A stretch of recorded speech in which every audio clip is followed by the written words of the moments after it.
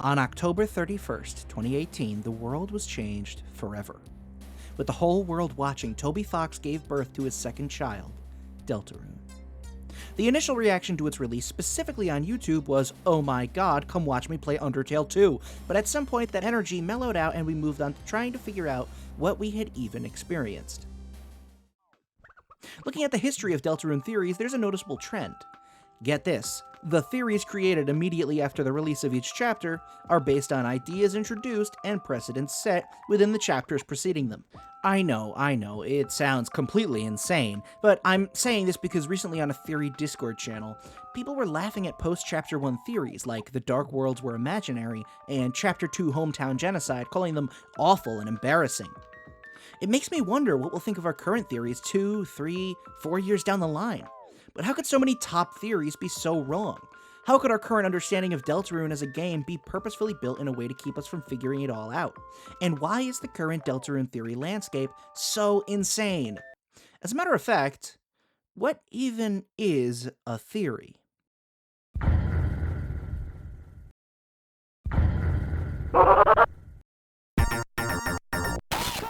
The best way I can describe a Deltarune theory is that it's an educated guess.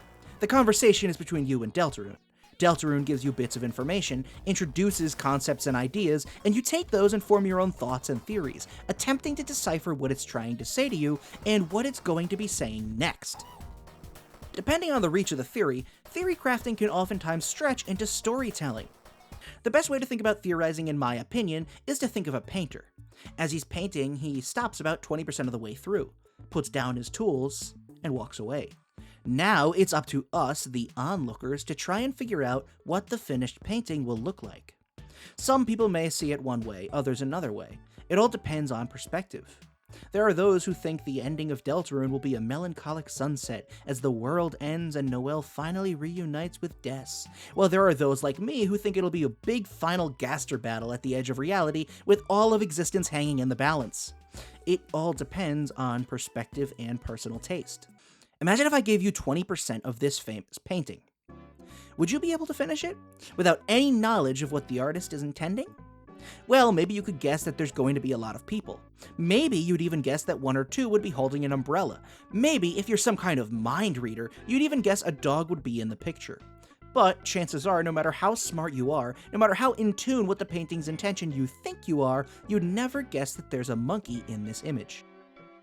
But this isn't something the fanbase seems to acknowledge. Chapter 1 gave us the suggestion that the Dark World was, in reality, a classroom full of regular objects, and that Chris has a glowing eye, likes knives and chocolate, and wears a similar color shirt to Kara, so of course we'd think that Chris is going to kill everyone in Chapter 2. I mean, look at that ending. Of course we'd conclude that all the Dark Worlds are imaginary adventures. Then Chapter 2 came out, and all of those theories were proven wrong. They were very safe based on what we knew, but as it turns out, there was a much bigger picture we couldn't see yet. Now that Chapter 2 has come out, a very similar thing has happened within the fanbase. The general assumption is that Chapter 3 is going to be Mike Game Tennis Show with secret boss Oinky Splunky, and that Des is trapped in the code, and our choices won't save the world from the Titans, and so on. And that's all you're really allowed to theorize. To be honest, the mainstream theorizing landscape for quite a while has gotten kinda stale. The aforementioned theories all stay within the realm of believability. Most so-called good theories are just some variation of what's already been agreed upon. There are a number of safe stock theories you can safely post without being worried about getting laughed at. Des is kind of like Gaster and will relate to him in some way. Noelle will play into the story at a deep level. Susie has parental issues. Based on the few obvious hints Deltarune gave us, we can safely assume that Chapter 3 will be about a character named Mike, as well as a character named Tenna. Are Tenna and Mike the same character? Different? Well, that's up to your reading of this singular webpage. We can also assume that our choices either will or will not matter, that the knight may or may not be Chris based on lining up these tiny details. The biggest, safest theories are just filling in the blanks to questions explicitly asked to us. Mike isn't Tenna, but is the secret boss. The player is the angel. The player isn't the angel. Noelle is the angel. Noelle isn't the angel. Des is. These are theories that are accepted. You provide your general suggestion about a question that has been explicitly asked by Deltarune, and then you provide your evidence based on the details in the game. This is how it's been since the beginning. We were asked if the Dark Worlds were real and what Chris is going to do with their knife and what Gaster's deal is. and the fanbase shied away from any really big theory that tried to answer questions beyond that.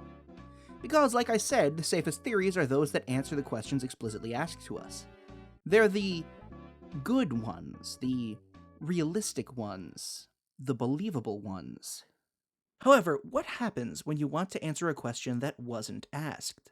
When you want to suggest that perhaps there is something that is specifically being hidden from us?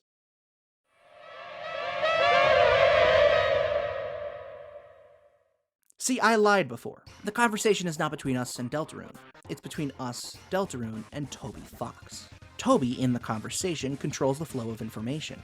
He determines if Deltarune will ask us the questions, will hint at things for us to think about, will try and convince us of thing A or thing B. For most people, Toby Fox is ignored in this equation.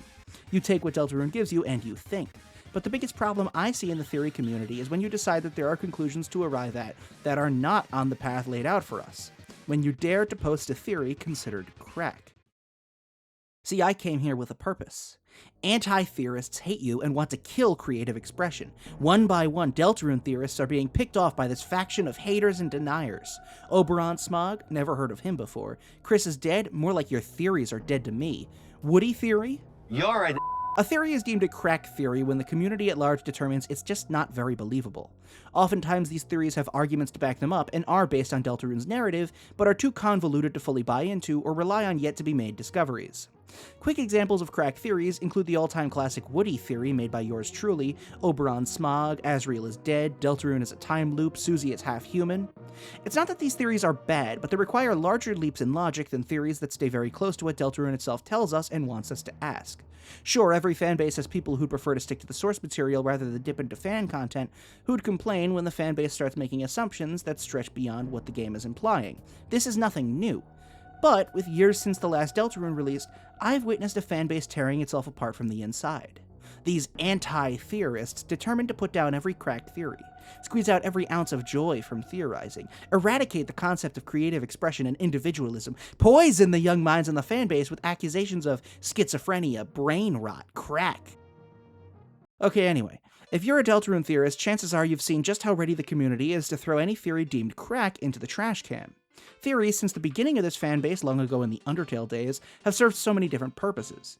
Interpretation, suggestion, predictions, fan fiction, you can take any theory out there, and it serves a unique purpose. For me, Angel's Hell theory wasn't literally my actual 100% expectation of how Deltarune will play out. It was part prediction, part suggestion, part fan fiction, in an attempt to give character to my version of Gaster, my thoughts on where Toby's going with the RPG tropes and concepts within Deltarune, an explanation as to why I frequently put down the Titans and the Knight as being those big final bosses. Some people understood that and they enjoyed the video. Some didn't, and that's totally fine. The issue is, people in the Deltarune fanbase seem to attach value to these theories based on their believability and narrative strength. Take, for example, Oberon Smog, a theory stating that Gerson Boom is the Knight, but not the original Gerson, a post-death Darkener version made from Gerson's dust. Oberon is a classical character known as the King of the Fairies, which fits Deltarune's theming of fiction versus reality, and Smog is what comes out of the ground when Chris opened a Dark World. The best piece of evidence supporting Oberon Smog is that Gerson Boom and Oberon Smog are anagrams, which seems a bit too crazy to be a coincidence. Frankly, Oberon Smog is one of my all-time favorite theories. It's got nearly everything that makes a Deltarune theory quote-unquote good. Fun to listen to and think about, relatively believable, features concepts the game has already spoken about, and seems as if it has more than a 1% chance of being real. However, when you think about it for a while, serious issues arise. First off, if it were true, the theory would explain the significance of anagrams in Deltarune. It would pretty much be stating that anagrams refer to when something is killed off and brought back to life through a dark fountain. This is problematic based on what it implies about Ralsei. That being said, when that explanation is applied to the other big anagram, the name Deltarune, which itself is an anagram of Undertale, it's really interesting.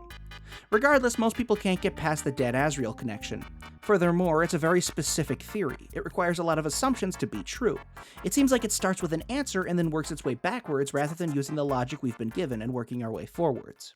While the concept itself is really intriguing and the name Oberon Smog genuinely being a Gerson Boom anagram is really convincing, it's not a theory I believe will happen. But you know something? I talk about it all the time. I frequently bring it up when I think about my favorite Deltarune theories. The same goes for Woody theory. Woody theory is the most cracked theory I have. Based on Toby Fox's random Toy Story flavored Tumblr shitposts, I suggest that perhaps some variant of Sheriff Woody is the Chapter 3 superboss. What's good about it is that there are so many tiny details that can, if explained correctly, appear to support the idea of a big secret Woody fight. It's also very in character for Deltarune to do. Toy Story's theme of accepting change fits for a chapter set in the house of a character reluctant to do just that. And yet, both Oberon Smog and Woody theory frequently get the axe by the community in discussions for being too crack, too crazy, too brain-rotted. Sure, theoretically, Toby's Toy Story shitposts can be hinting at a Woody boss fight, but there's no ignition, no call to action, no reason to even suggest this. It's answering a question that was never asked. Could I be 2 steps ahead of the game, blasting through the invisible walls Toby's using to hide the truth in his boot? Sure. Or I could be running in a completely baseless direction, shouting my grand epiphanies at no one based on a complete misread of a simple joke. Similarly, Oberon Smog makes sense if it's the answer. If it's not the answer, it doesn't require any explanations as to why it's not. Like I said, it starts at the answer and works its way back. Another good example of a crack theory is water theory. Simply put, darkness is invariably connected to the concept of water. The fountains, the song from the sea, the shadow crystals moving like water in the hand, Ocean.ogg being the first song you hear in the Dark World, Gaster's weird dark void being named the depths within the files, Water.ogg. The easy connection to make is that, well, darkness is somehow connected to water. Perhaps the structure of Deltarune's darkness in relation to the light world is similar to an ocean. When we stab at the earth, we're springing a geyser from the ocean of darkness, or the depths. Perhaps the fountains springing from the earth are leading towards the roaring, having comparisons to the biblical flood in Genesis. The biggest problem with this theory is that it's not really giving us the answer, it's just symbol analysis. Anyone can take water theory and derive their own answers from it. However, any real answers require you to stretch towards the endgame, which, if done by any theory, sets off the crack alert in the minds of the fanbase. Uh-oh, you're making a Deltarune endgame prediction that isn't the world ends and things are sad, or any other really vague concept? That's not allowed. I don't want to have to make assumptions. 2 of the biggest offenders in the eyes of the fanbase are Asriel is dead theory and Chris is dead theory. Any explanation as to how these could make sense has to override the already explained story. Chris knows Asriel is dead, hasn't told anyone, and the statements about him coming home are made by those who don't know his unfortunate situation. That is a bit of a stretch. Similarly, Chris's dead theory requires Chris to literally be a walking corpse brought back to life by us, the soul. Half-Bred Chaos made a great video on this theory, really bringing to light how it may actually be hinted at, and yet the replies are always some variation of, wow guys, the Deltarune fans are going crazy. To be entirely truthful, these 2 theories do share the same problem as poor Oberon does. They come to a conclusion and then try to justify it through in-game evidence. But this isn't always a bad thing. However, in the case of main character is dead the whole time, it really does feel like taking a trope or idea and then trying to see if perhaps Deltarune's narrative can be applied to it. Sure, there are hints that could fit this narrative, but isn't it more likely to be going towards a different direction? All that being said, watching Half-Bred's video discussing the theory was like a breath of fresh air, a really cool idea I've rarely seen seriously considered. Now, my problem isn't with the fact that the community doesn't believe these crack theories. It's with the value of these theories being perceived as less than others simply because they're less believable. We don't speak about MatPat anymore in the Undertale Deltarune community because he did one stupid thing, and everyone knows that once you do a single bad thing, you're mega cancelled and can never be spoken about again. Still, back in the day, MatPat's Undertale videos were relatively well received, until, of course, sans Ness. This is a great crack theory that has an insurmountable amount of evidence to back it up. But let's be serious, from the moment he thought of it, there was no chance it was ever actually real, and yet, the video is a really fun watch, especially in 2024. Oh my gosh, I almost forgot. Specifically in 2024. In hindsight, I think that what it was is the world's first example of an Undertale crack theory, something never meant to be taken seriously, with all the evidence making sense and being really convincing at times, and yet the creator of the theory knows from the get-go there is no chance that this is real. I think that people forget how MatPat started, as a crazy video game conspiracy theorist. His videos were never meant to be taken 100% seriously. Peach is bipolar, Sonic doesn't actually run fast, Mario is a communist, Mega Man is secretly the villain the whole time. These real videos were based on shoddy logic, overly complex math, and reading into every possible detail, almost as if he's some kind of a conspiracy theorist. That was the point of his channel. It was pretty much crack theories. It was only once a certain game series came out that it was determined that MatPat is now the lore master. Any false information spread by MatPat should cause the coming of an apocalypse on him and his family. That's how it was with Sans' Nest theory. Nowadays, people kind of write it off as a joke, but I remember the initial reaction to that video. It was an abomination, blasphemy, the worst thing he ever made. People hated it and harassed him for it. Meanwhile, at the time it came out, it was still one of the most enjoyable theories to listen to. Negativity towards crack theories like Sans' Nest seems to be partially due to the internet's feelings towards believing false information. This isn't only with theories, though. Any creative fan works within the Undertale Deltarune fanbase are criticized for ever getting something quote-unquote wrong. Undertale Yellow and Delta Traveler Section 3 recently released, both very good, but faced similar backlash. Yellow had minor timeline discrepancies when cross-referenced with Undertale, with these discrepancies considered flaws by some on Yellow's part. And Delta Traveler had certain characters act in ways that the fandom determined was out of character, like when Noelle said, "the F word." Both of these are, get this, non-issues.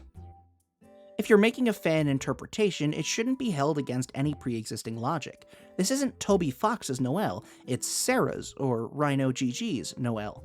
Because whenever it comes to fan creations based on existing universes, the internet seems to go absolutely feral whenever someone takes it too far in a direction that doesn't perfectly line up with the original media. I think it can be traced back to Cunningham's Law. Computer programmer Ward Cunningham, who stated, "The best way to get the right answer on the internet is not to ask a question, it's to post the wrong answer." While the validity of this quote has been questioned over the years, the statement is still very accurate. Posting a fan theory, whether you're an account with 10 followers or MatPat himself, if it's crack enough, will bring on major criticism from those whose interpretations of Deltarune are purer than yours. At some point, what's being demanded from, I'll admit, the vocal minority, is plot summary and nothing else. Answer the questions given, and don't try anything funny. Now, listen, I'm not saying that we should just accept completely unrealistic theories and provide no criticism. What I'm saying is there are tons and tons of genuine theories that attempt to explain someone's personal conclusions that are responded to with cornplate tweets, or that stupid SpongeBob roller coaster gif, or Deltarune fans are going crazy, Toby, you just need to release the game, they're losing their minds! And it's just like, how dare you try to read into your favorite video game? That's not allowed. That's how it feels like to me. There are so many comments I see on social media that are just talking about which theorists are ruined because their theories have become too crazy. Oh, he's not a theorist, he's a fan fiction writer. That kind of thing. And it's just ridiculous in my opinion because so what? Right? I mean, so what if I want to put out not me specifically. I honestly haven't really received too much of this, but I have seen it with other people. And I think if I want to make a crazy theory, if I want to make a theory that this is my conclusion, this is what I can see happening, this is how A, I would do it, and B, how I see it all coming together, and it is based on the evidence that we've already been given, but my conclusions are not necessarily supported by the general sense of believability that some of the theories are. So what? If someone comes to a genuine conclusion or wants to share an outlandish theory thought experiment, I don't see how that should decrease their value as a theorist. I can't stop seeing this mentality that argues the value of a theory is equal to its believability, which in a fanbase full of so much creativity and passion for the world Toby's built, feels wrong. You could argue that Yellow and Delta Traveler Section 3 aren't really in the same boat, since they're fan games and not theories attempting to solve Deltarune, but honestly, I believe that theories are a form of artistry too. I asked before, what is a theory? And I concluded that it's an educated guess, when an individual picks up the paintbrush and tries to finish a half-completed painting. What nobody seems to realize is that, even if the second artist gets it dead wrong, there is value in seeing how they perceive the story concluding, the world being fleshed out, characters continuing on their journeys. I will tell you right now, I don't see any single Deltarune theory ending up entirely correct. Even the best, most close to the truth theory will end up being a little bit off because of the personal aspect. None of us are Toby Fox or his team. Deltarune is the end result of that team's desires, of Toby's narrative choices. Everything in Deltarune is his, and we'll never truly know him as a person. We'll never know his experiences, his beliefs, his outlook on life, his thoughts, his feelings, his memories, and because of that, because he's the actual god of Deltarune, we'll never be able to truly finish that painting in his image. It'll be in our image. And yet, this isn't some negative statement about how none of us are right. I think that right there is the value. In theories, and simple theories, and crack theories, the artistic expression of the individual. In every Deltarune theory is a bit of its creator. Seeing how these different people, Jaru Jaru J, Galaxy, Shadows of Roserade, Molly Stars, Andrew Cunningham, Halfbred Chaos, Dorked, Outsign, and every other Deltarune theorist making their videos, it's like seeing their perspective on the matter. How do you see Deltarune? How would you finish that painting?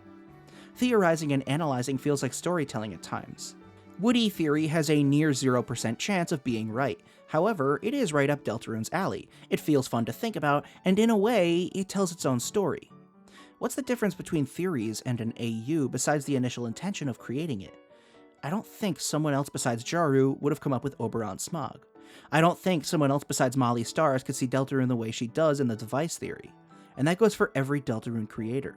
Forgive my pretentiousness for a second, but there is artistry not just in painting a picture, but in being able to stand in front of one and put it out to the world how you interpret it.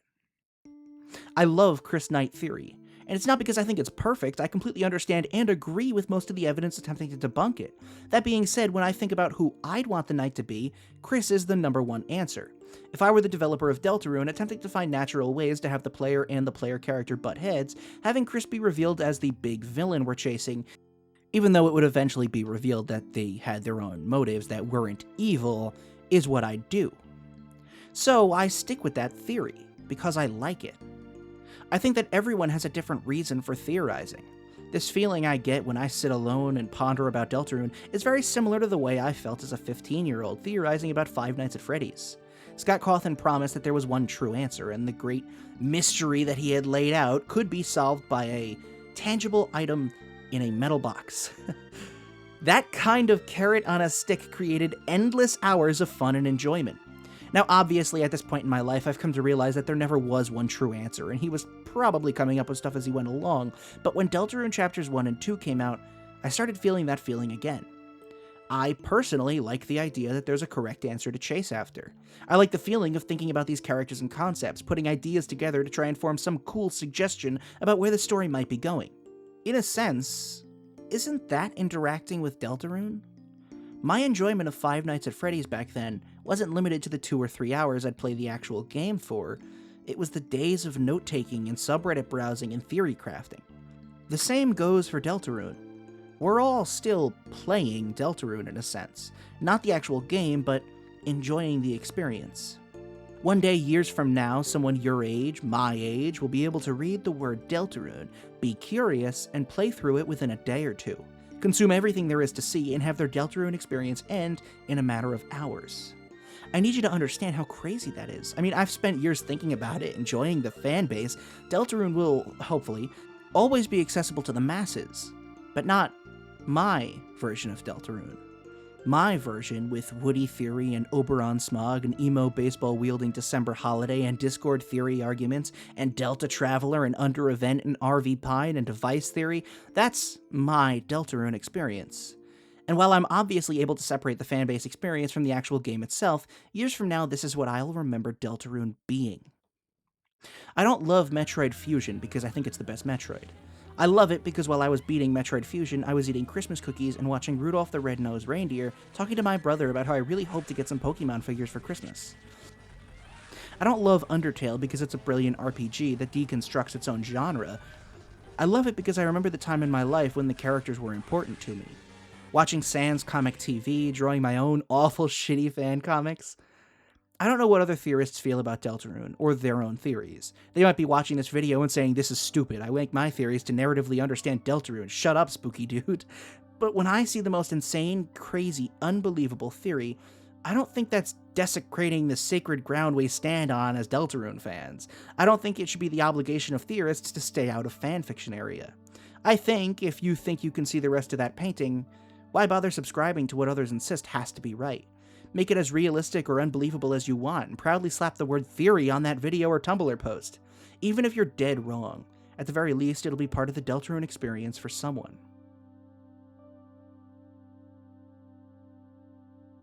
Well, that was the video. It certainly took a very long time to get out there. The original version of this video was just me going over nonsense crack theories that were really, really stupid, and I hope the creators of them die. No, I'm kidding. I made really shitty crack theories and did this whole skit with Shark Tank, and I was like, oh, this is awesome. And then it was just really stupid, so I was like, no, I'm going to put this on hold and kind of rewrite it. And it ended up being really kind of fun to write and get my thoughts out there. It might have been a little preachy, a little sappy, and if it was and you're like, oh, this was a waste of time, I'm sorry about that, but I enjoyed making it a lot and getting my thoughts out there. I'm not saying, you know, go make theories that are really bad on purpose. Obviously, that's, you know, not what you should do, but I'm saying if you have a theory and you're like, oh, but it implies that Chris is the knight, which nobody likes, don't hold back. I mean, it's years since Deltarune's had any release. Make it. I mean, I've enjoyed theories that are so completely wrong. Some of my favorite theories are theories that everybody just completely writes off.